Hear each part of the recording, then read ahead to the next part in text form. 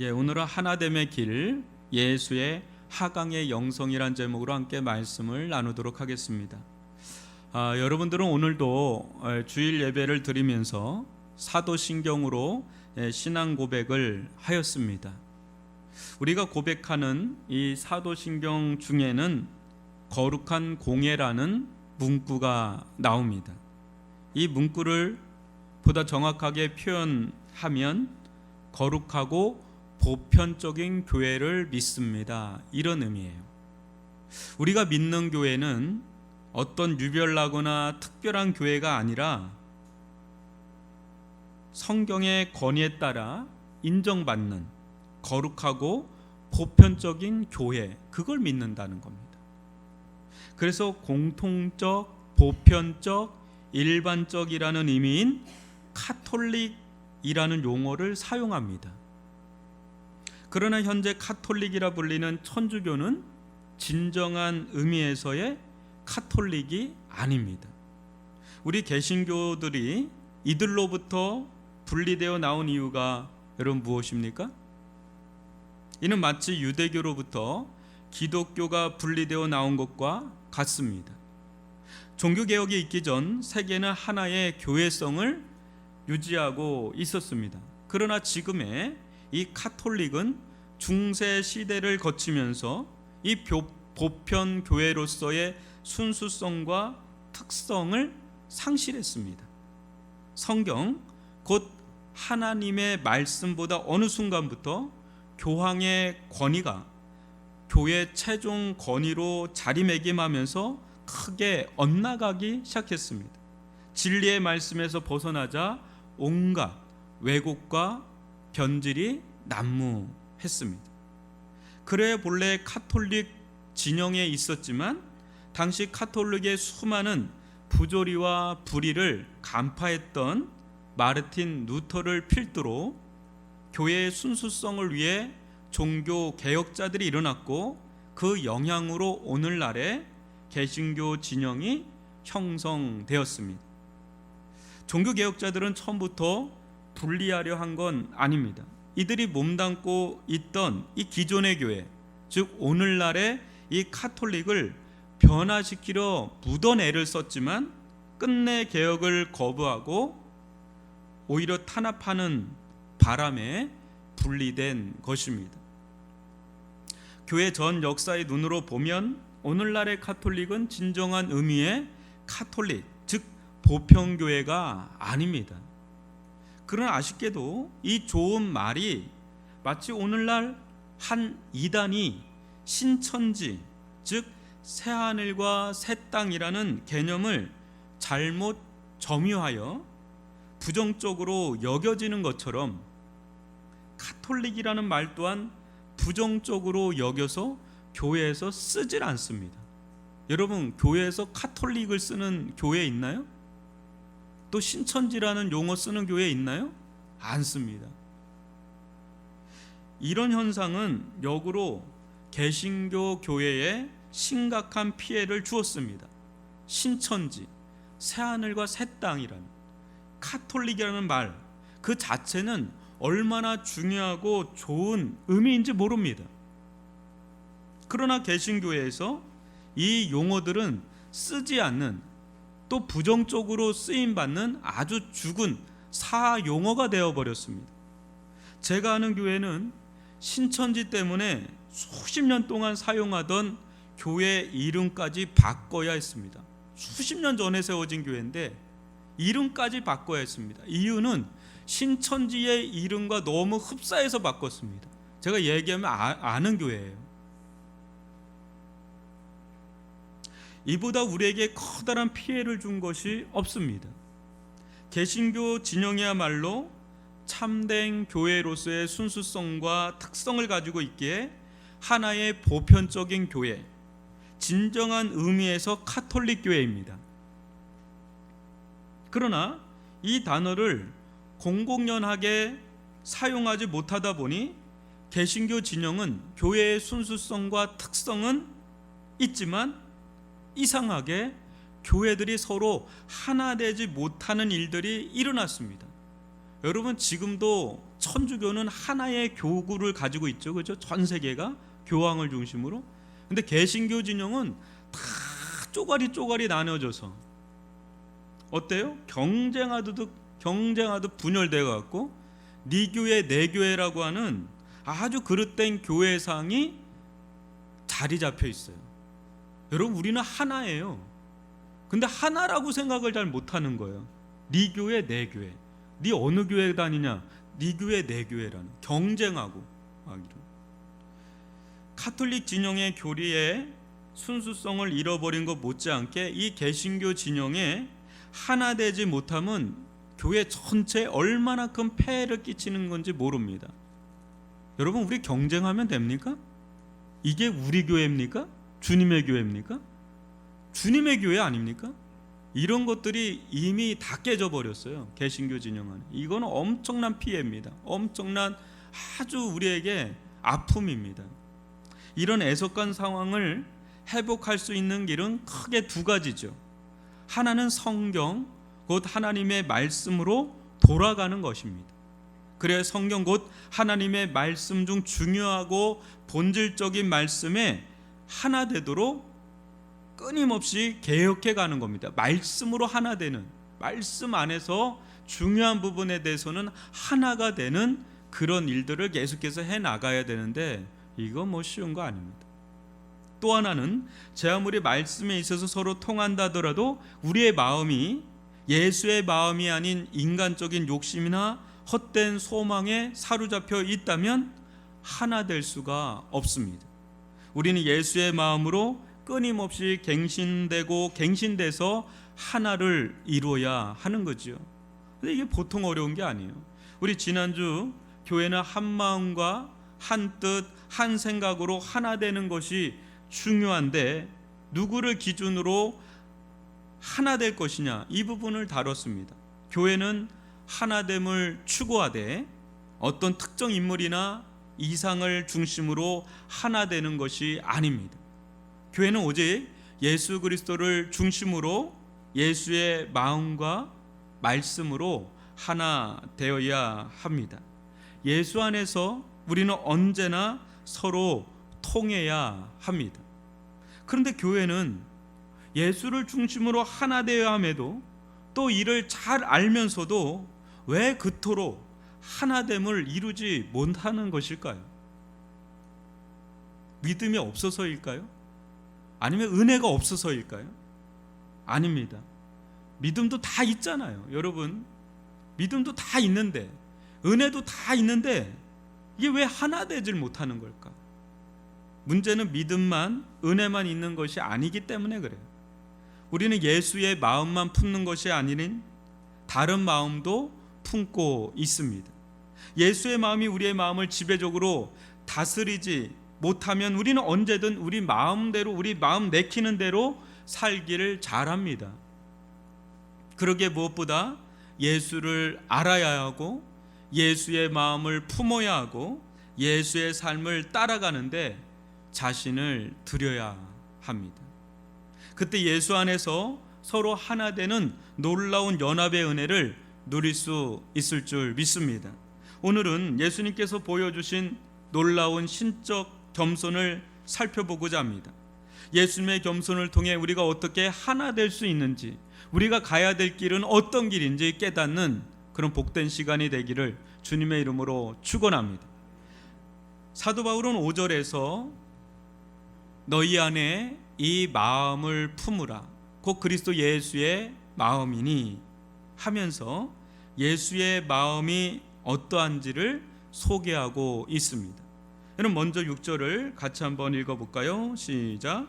그는 근본 하나님의 본체시나 하나님과 동등됨을 취할 것으로 여기지 아니하시고, 그는 근본 하나님의 본체시나, 이는 예수 그리스도의 겸손의 시작점입니다.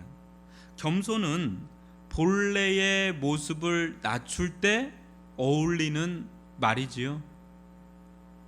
우리 중 어느 누구도 백화점이나 어떤 상점의 안내 데스크에서 공손하게 인사하며 맞이하는 안내 직원에게 이 사람은 참 겸손하구나, 그렇게 하지 않죠. 왜요? 마땅히 할 일을 하고 있구나, 그렇게 여기지, 저 사람은 참 겸손한 사람이구나, 그러지 않아요. 만약 그렇게 하지 않으면 이 사람 무례하구나, 교만하구나, 막 역정을 내죠. 그러나 한나라 대통령이 최전선에서 생명을 걸고 싸우는 군 장병들에게 가서 거수 경례를 탁 하면서 나간다면 그거는 많은 사람들이 그의 겸손에 감동하죠. 왜요? 모든 군 장병들이 거수 경례를, 그들로부터 거수 경례를 받아야 될 국가 원수가 대려 탁 거수 경례를 하면 이분 참 겸손하구나, 이렇게 겸손이라고 하지, 당연한 거를 하는 걸 가지고 그러지는 않죠. 예수의 본래 모습을 알 때 우리는 비로소 그의 겸손의 극치를 조금이나마 헤아릴 수 있습니다. 여러분은 예수님을 어떤 분으로 알고 계십니까? 우리는 보통 예수를 지극히 인간 예수로 보기를 잘 합니다.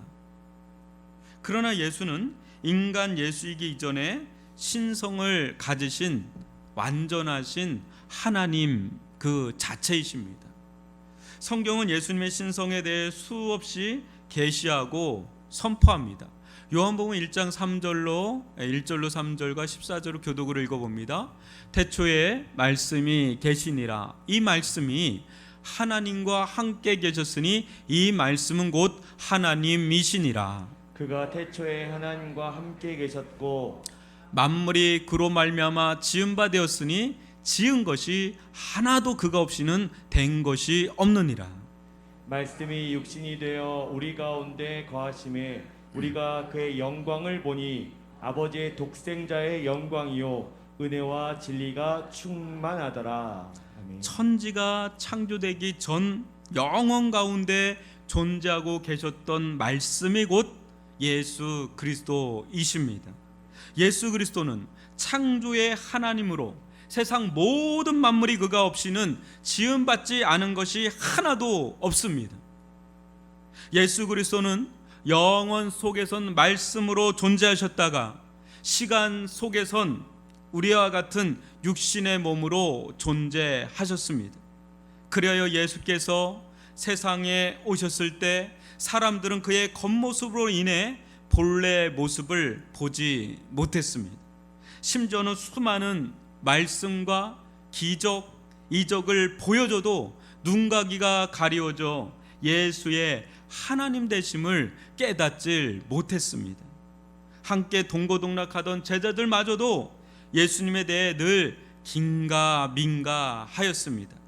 여러분, 요한복음 14장 8절과 9절을 교독으로 읽어보겠습니다. 빌립이 이르되 주여 아버지를 우리에게 보여 주옵소서. 그리하면 족하겠나이다. 예수께서 이르시되 빌립아 내가 이렇게 오래 너희와 함께 있으되 내가 나를 알지 못하느냐?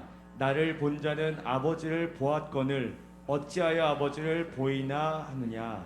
나를 본 자는 아버지를 보았거늘 어찌하여 아버지를 보이라 하느냐? 여러분, 지금이야 우리가 이것을 편하게 받아들이지만 당시 이 얼마나 충격적인 말씀이었을까요? 여러분 보세요. 미치지 않고서 어떻게 이런 말을 해요?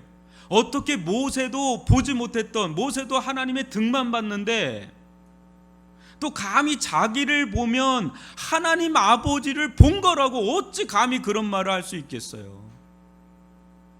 오죽하였으면 사람들이 신성모독이라 하여 예수를 십자가에 못 박아 죽여 버렸겠습니까? 그러나 예수는 하나님의 아들로서 죽은 지 3일 만에 부활하셨고 부활하신 지 40일 후에 승천하여 하나님 보호자 우편에 앉아 온 세상을 지금도 영원토록 통치하고 계시는 분이신 줄 믿습니다. 이 영광스러운 예수의 실체를 사도 요한은 반모섬에서 계시의 빛 가운데 바라보다 죽은 자처럼 엎드러져 버렸습니다. 여러분, 요한계시록 1장 13절로 18절을 교독으로 읽어보겠습니다. 촛대 사이에 인자 같은 이가 발에 끌리는 옷을 입고 가슴에 금띠를 띠고 그의 머리와 털의 희기가 흰 양털 같고 눈 같으며 그의 눈은 불꽃 같고 그의 발은 풀무불에 단련한 빛난 주석 같고 그의 음성은 많은 물소리와 같으며 그의 오른손에 7별이 있고 그의 입에서 좌우에 날선 검이 나오고 그 얼굴은 해가 힘있게 비친 것 같더라. 내가 볼 때 그의 발 앞에 엎드러져 죽은 자 같이 되매 그가 오른손을 내게 얹고 이르시되 두려워하지 말라 나는 처음이요 마지막이니 곧 살아있는 자라 내가 전에 죽었었노라. 볼지어다 이제 세세토록 살아있어 사망과 음부의 열쇠를 가졌노니. 아멘. 성경에서 요한계시록에 나오는 예수의 모습이야말로 진정한 예수의 모습이십니다. 지금 사도 바울은 같은 맥락에서 노래합니다. 그는 근본 하나님의 본체시나. 그러나 예수님의 탁월하고 무한한 겸손은 이 다음부터입니다. 하나님과 동등됨을 취할 것으로 여기지 아니하시고 예수님은 하나님 자신이시기에 하나님으로서 당연히 주장할 권리, 권한, 특권 그걸 누릴 수 있었습니다. 당연한 거죠. 그러나 어찌된 영문인지 예수님은 이와 같은 것들을 아예 취할 것으로 여기지 않으셨습니다. 주장하지도 내세우지도 않으셨습니다. 마치 하나님 되심을 포기한 것처럼 말입니다. 그럼 참 놀랍지 않습니까? 당연히 자기의 지위가 있고 신분이 있고 권위가 있고 권리가 있고 타인데 그걸 아예 취할 것으로 여기지 않았다는 건 정말 놀라운 건 아닙니까? 그걸 주장하지도 않고 아예 포기를 해버리는 거죠. 우리는 어떻습니까? 될 수만 있다면, 할 수만 있다면 자기가 누릴 수 있는 어떤 권리, 권한, 특권을 누리고 싶어 하지 않습니까? 아니, 그 이상도 누리고 싶어 하지 않습니까? 2인자가 되면 1인자가 되려고 막 하는 1인자 행세를 막 하려고 하는 그런 일들이 역사 속에 비일비재하게 일어나지 않습니까? 자기를 주장하고 싶어 하지 않느냐 말이에요. 만약 자기 주장이 관철되지 않기라도 하면 얼마나 분노합니까? 얼마나 화를 냅니까? 감히 내가 누군데 하며 갑질하듯이 막 역성을 내면서 뭐 그런 일들이 막 비일비재하죠. 감히 내가 누군데, 누구긴 뭐 누구겠어요. 인간이지 뭐. 동양 철학에서는 자기 분수를 아는 자를 군자라 하고 자기 분수를 지키는 것을 중용이라 합니다. 군자가 되는 길이 힘든 이유는요, 그만큼 중용을 지키는 게 힘든 거예요. 여러분, 중용이 뭐예요? 자기를 잘 알아서 좌로나 우로나 치우치지 않고 자기의 중심을 잘 잡는 거예요. 자기 분수를 알고 중심을 지키는 것, 이 중용을 지키는 것도 힘든데 하물며 모든 것을 내려놓고 낮은 자리로 간다? 자기가 충분히 누려도 당연한 것을 내려놓고 낮은 자리로 간다? 여러분, 이거는 얼마나 어려운 일인지 몰라요. 얼마나 어려운 일인지 몰라요. 그러나 보십시오. 예수님은 그렇게 했는데 우리는 본래 어떤 자냐는 거예요. 우리는 본래 어떤 자입니까, 여러분? 우리는 어떤 자입니까? 잘난 자입니까? 우리는 어떤 자입니까? 창세기 3장 19절이 정확하게 우리에 대해서 이야기합니다. 뭡니까? 같이 읽어볼까요? 너는 흙이니 흙으로 돌아갈 것이니라. 뭐라고요? 너는 누구라고요? 너는 흙이다. 아담이란 말은 먼지라는 말입니다. 우리는 본래가 흙입니다. 좀 더 정확하게 표현하면 아담은 먼지예요. 먼지. 제 아무리 천하를 호령하던 자도 죽으면 어떻게 됩니까? 한 줌에 먼지가 돼서 흙이 돼서 그냥 흩날립니다. 정말 아무것도 아닙니다. 죽음 앞에서 우리는 비로소 우리를 압니다. 정말 아무것도 아닌 자들이 정말 엄청난 자처럼 사는 게 우리예요. 이게 교만이라는 거죠. 이사야서 40장 6절과 7절을 교독으로 읽어봅니다. 말하는 자의 소리여 이르되 외치라. 대답하되 내가 무엇이라 외치리까니 이르되 모든 육체는 풀이요 그의 모든 아름다움은 들의 꽃과 같으니. 푸른 말고 꽃이 시듬은 여호와의 기운이 그 위에 불미라. 이 백성은 실로 풀이로다. 이 백성은 실로 풀이로다. 정말 우리는 한낱 폈다가 지는 풀과 같은, 그냥 쓰러지고 말라지고 사라지는 그런 존재라는 거예요. 여러분, 야고보서 1장 10절과 11절 교독으로 읽어봅니다. 부한 자는 자기의 낮아짐을 자랑할지니 이는 그가 풀의 꽃과 같이 지나감이라.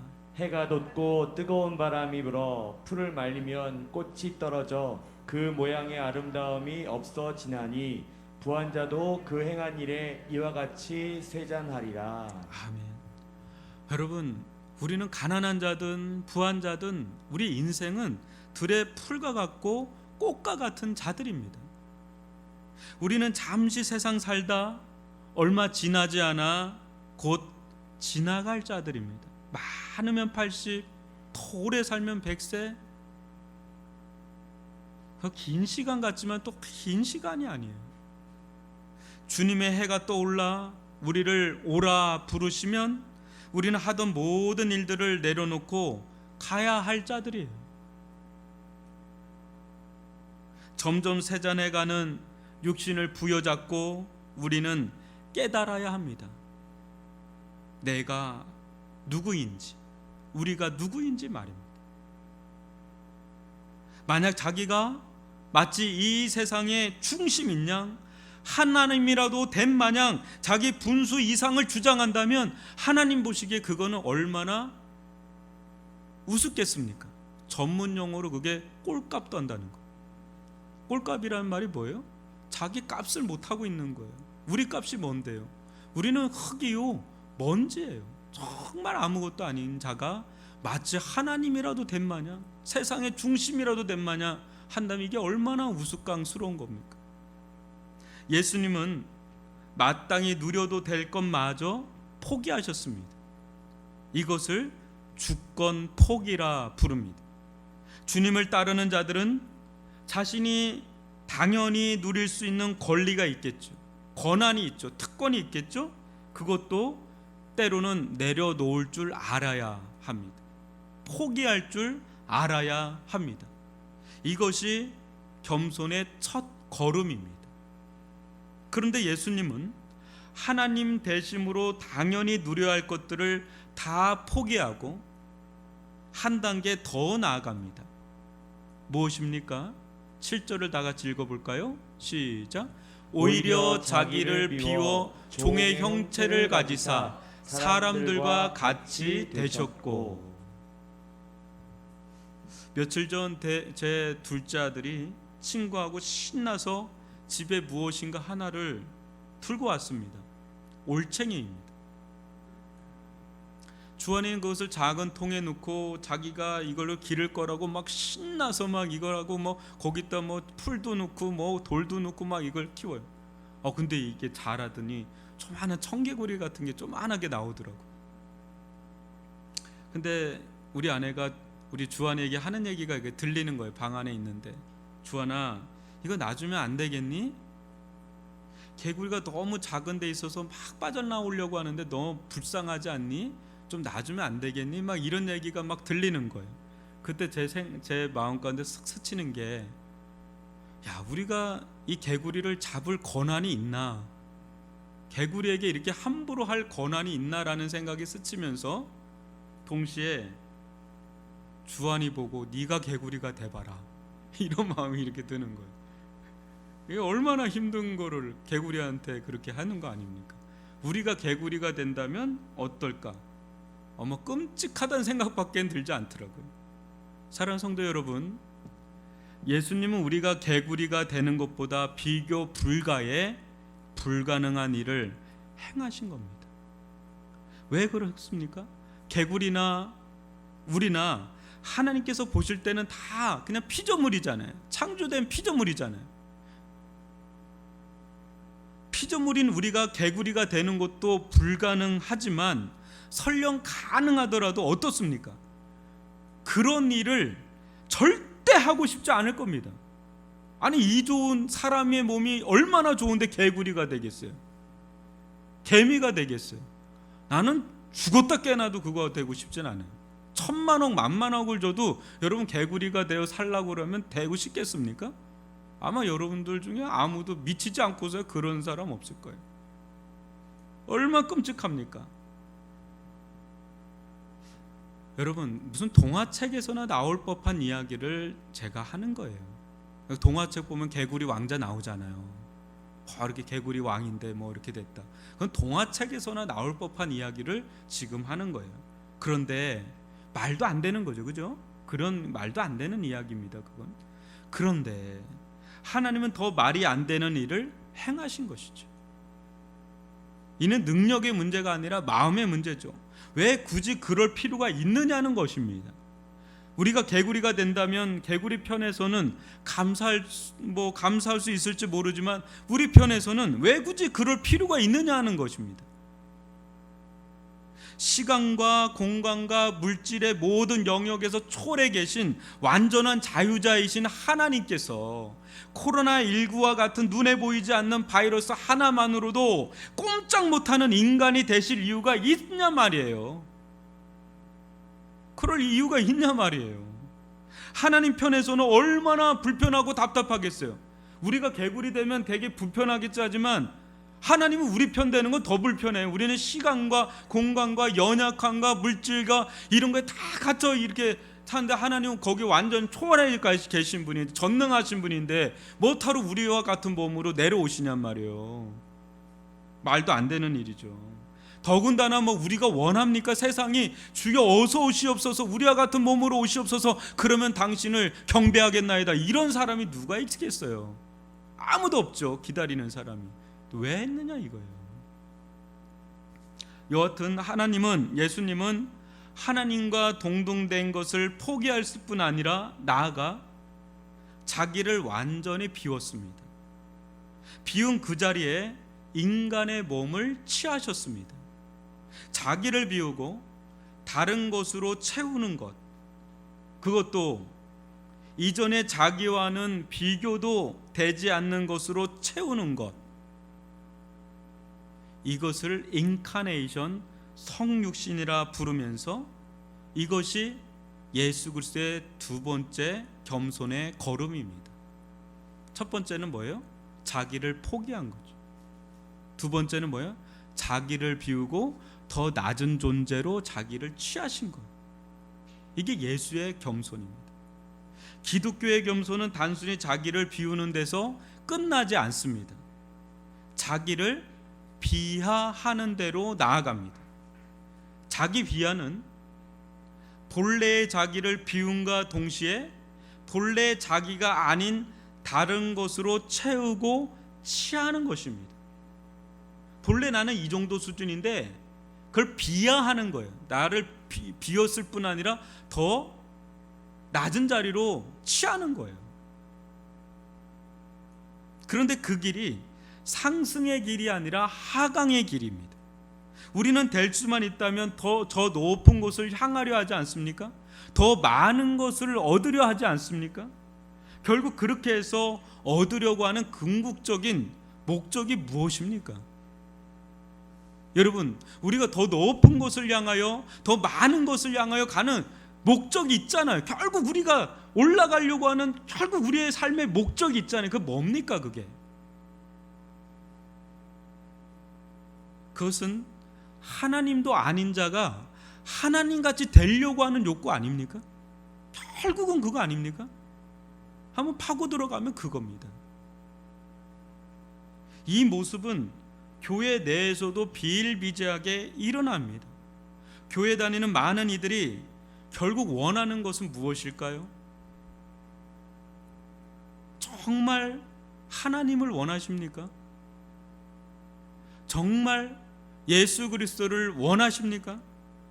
그래서 정말 예수님처럼, 바울처럼 더 낮은 자리로 가는 길을 원하십니까?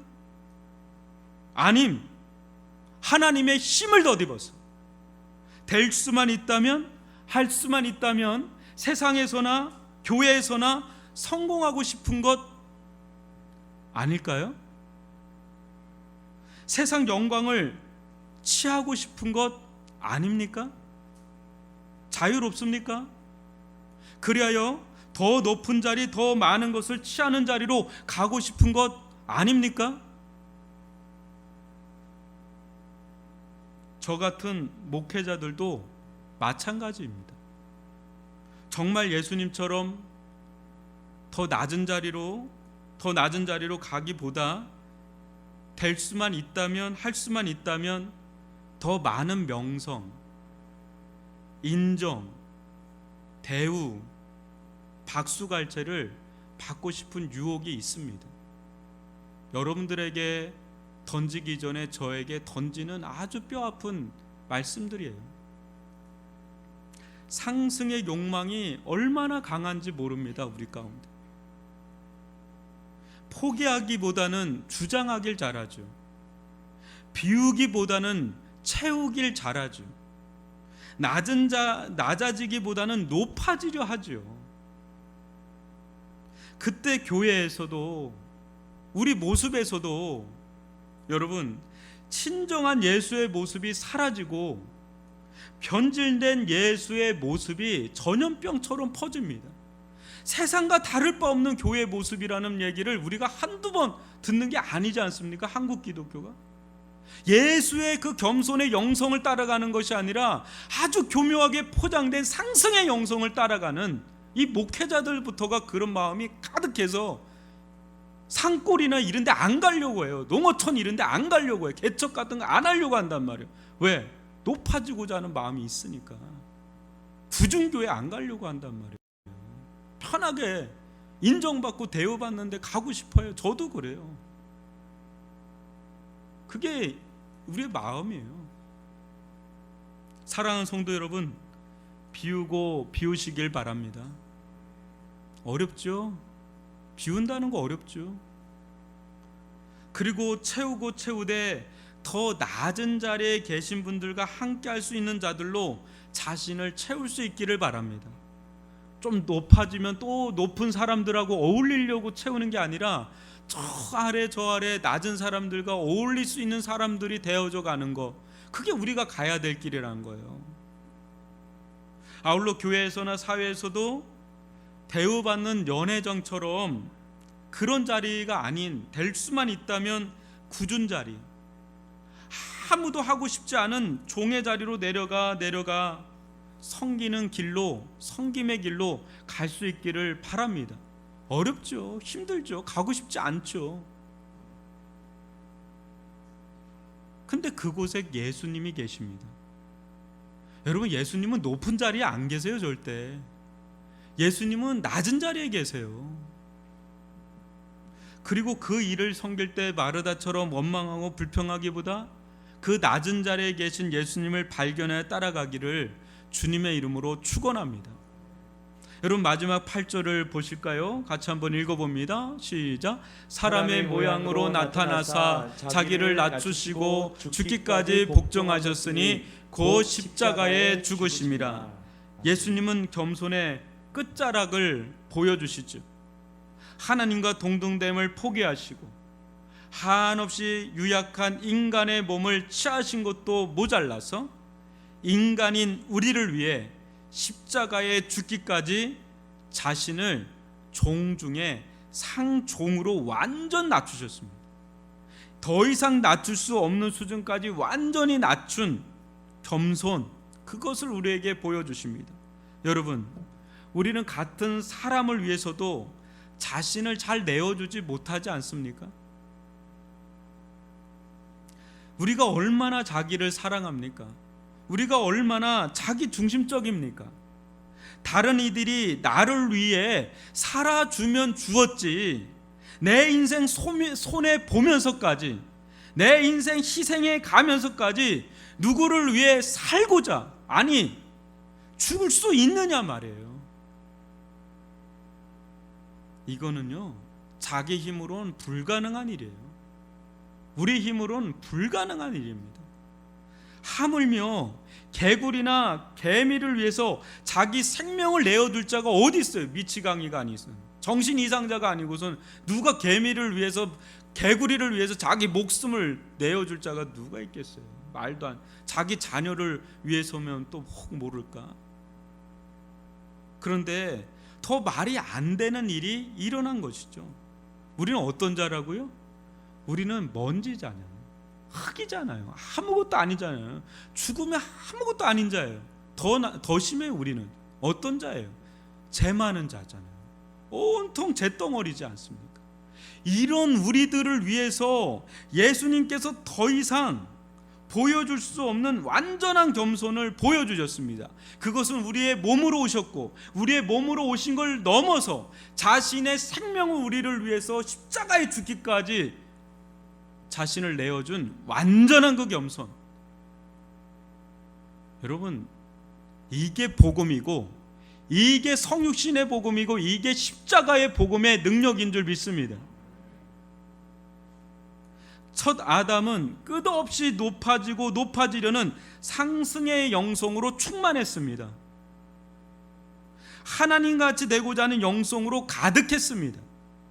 이 영성은 오늘날 수많은 사람들을 사로잡고 있는 아담적 영성입니다. 그러나 예수님은 정반대입니다. 본래 하나님이시나 더 낮아지고 더 낮아져서 더 이상 낮아질 수 없는 세상의 밑바닥까지 낮아서 벌거벗긴 채 십자가에서 죽으셨습니다. 이것이 예수님께서 보여준 하강의 영성입니다. 하강의 영성이 있는 곳에 하나 되는 길이 열리는 거예요. 예수의 겸손이야말로 아담의 교만한 영성을 이길 수 있는 유일한 능력이라는 거예요. 세상이 이 모양 이 꼴이 된 것은 아담의 교만의 영성을 따르지 못해서가 아니라 오히려 그 길을 따르다가 이 세상이 이 모양 이 꼴이 된 겁니다. 여러분, 많은 사람들이 이야기하잖아요. 왜 코로나19가 이렇게 왔느냐, 왜 기후위기가 이렇게 왔느냐, 다 이구동성으로 얘기해요. 아담적 영성을 따라서 그래. 인간의 욕망이 생태계를 다 깨버리니까 거기에 있었던 그 사양고양이 이 박쥐들이 서식할 데가 없어서 인간의 세계로 넘어와서 이게 변이가 일어나서 이렇게 돼버린 거예요.